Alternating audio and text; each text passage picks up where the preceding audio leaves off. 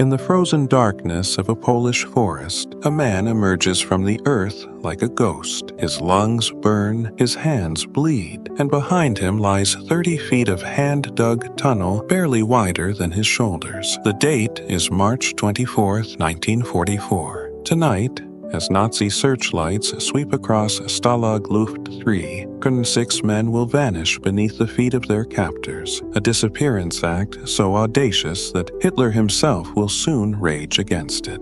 What compels humans to risk everything when all hope seems lost? What ignites that flickering flame of rebellion when every rational instinct screams for surrender? Behind electrified fences guarded by machine guns, 600 Allied prisoners orchestrated what history would call the Great Escape. Not with weapons or brute force, but with something far more dangerous to their captors. Ingenuity born of desperation, an unbreakable will disguised as compliance. 3 tunnels, each a marvel of impossible engineering, being dug simultaneously beneath the watchful eyes of guards who believed their prison inescapable. 3 tunnels known only by their code names: Tom, Dick, and Harry. Only one would fulfill its purpose. Only 3 men would reach freedom. 50 would pay with their lives.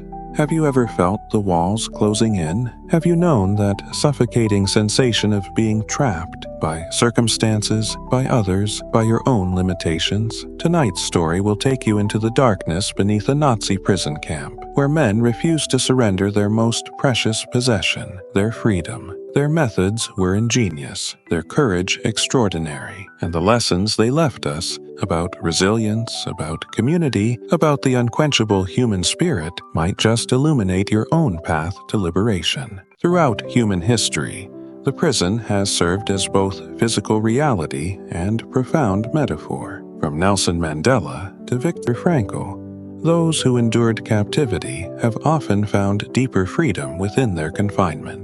In March 1944, at Stalag Luft 3, a Nazi prisoner of war camp, this quest for freedom manifested in extraordinary fashion. You might recognize this story from the classic 1963 film starring Steve McQueen, but the real story contains even more remarkable details and deeper lessons. The camp was specifically designed to prevent tunneling. Elevated barracks, sandy soil that would collapse easily, and even microphones buried in the earth to detect digging. The Nazi command believed escape impossible, yet these barriers only fueled the prisoners' determination. As one survivor later wrote, "The more difficult they made it to escape, the more we felt obligated to try." Think about this. What seemingly impossible barrier in your life might actually be an invitation to your greatest accomplishment? The operation began under Squadron leader Roger Bushell, a South African-born Royal Air Force pilot codenamed Big X. In the spring of 1943, he gathered trusted prisoners and announced a bold vision. 3 tunnels will be dug simultaneously. Tom, Dick, and Harry. We will break out 200 men. Why 3 tunnels? If one was discovered, the Germans would never suspect 2 others were being constructed simultaneously. This was not merely an escape plan, but a masterclass in risk management. The prisoners created specialized teams that would make modern corporations jealous. Diggers, who excavated the tunnels in shifts. Penguins, who dispersed the sand through secret pockets sewn into their trousers, releasing it imperceptibly across the compound. Manufacturers, who created tools, lamps, and air pumps from stolen materials. Intelligence officers who gathered information and created forged documents. Security teams who developed elaborate warning systems. The tunnels themselves were engineering marvels. Dug 30 feet below ground to avoid detection by microphones, they were just 2 feet square, barely large enough for a man to crawl through. Imagine spending hours in a space so tight your shoulders touch both sides, with only a flickering light made from a tin can and margarine to guide you. Each tunnel entrance was ingeniously concealed. Harry, the successful tunnel, began beneath a stove in Hut 104 that could be moved aside by an intricate mechanism. A prisoner named Wally Floody who had been a mining engineer in civilian life, designed a shaft disguised as a concrete slab under the stove. As the tunnel grew longer, the challenges multiplied. How would you solve the problem of breathing 300 feet underground? The prisoners created air pumps from bedboards, prisoners' kit bags, and interconnected milk tins. What many do not realize, and what Hollywood does not show, is that the Great Escape was not just about digging. It was about creating an invisible civilization within a prison. The Escape Committee operated like a secret government, with departments, hierarchies, and systems of accountability. Look at what these men accomplished with virtually nothing. Over 200 sets of civilian clothes created from blankets and uniforms, more than 400 forged documents, including identification cards and travel permits, compasses made from melted phonograph records, and magnetized razor blades, maps drawn on silk stolen from the camp theater's curtains. In our world of instant gratification, consider this: the entire operation maintained perfect secrecy among 600 men for over a year. Can you imagine 600 people today keeping a secret for that long? As Harry neared completion in March 1944, a profound challenge emerged. They realized the tunnel would fall short of the forest by about 20 feet. After coming so far, they faced a devastating setback. What would you do? Abandon the plan? Risk detection in the open ground? The Escape Committee made the fateful decision to proceed. On the night of March 24 to 25, they opened the tunnel exit and began their escape into the snow-covered forest.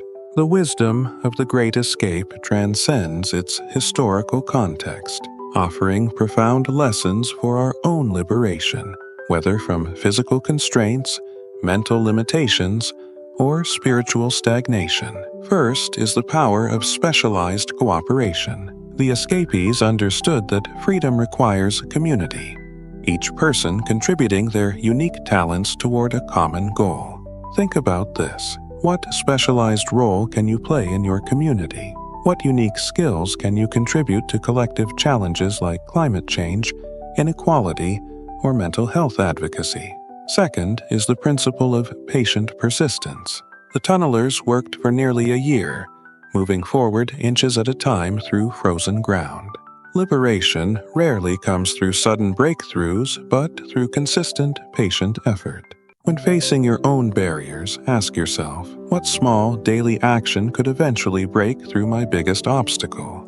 Third is resourceful adaptation. The prisoners transformed ordinary objects, bedboards, food tins, clothing, into extraordinary tools. Look around your room right now. What resources might be repurposed toward solving problems you face? How might limitations actually fuel your creativity rather than restrict it? Fourth is the power of hidden knowledge.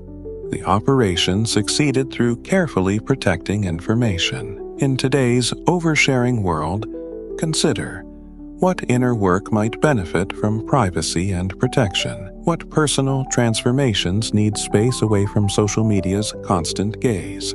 Finally, they embraced calculated risk. On that fateful night, 76 men crawled through Harry into the snow-covered forest, facing tremendous danger. Only 3 ultimately reached freedom. 50 were captured and executed on Hitler's direct orders. Yet they chose action over surrender. As Roger Bushell reportedly said before his execution, freedom is worth any risk.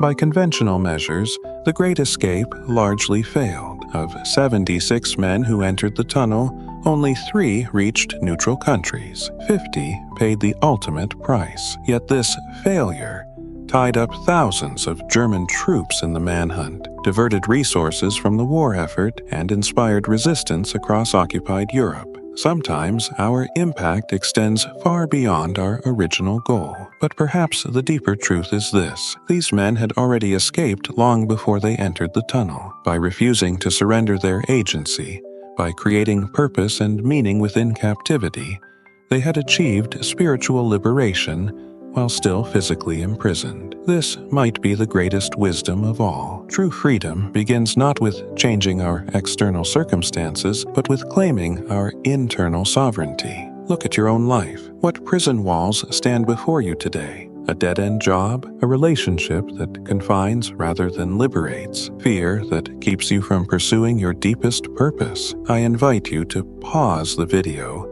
and write down one tunnel you could begin digging today. One patient, persistent action toward your own liberation. Remember, the most important victory of the Great Escape was not the 3 men who reached safety. It was the demonstration that human creativity, community, and courage cannot be contained by any prison, no matter how well designed.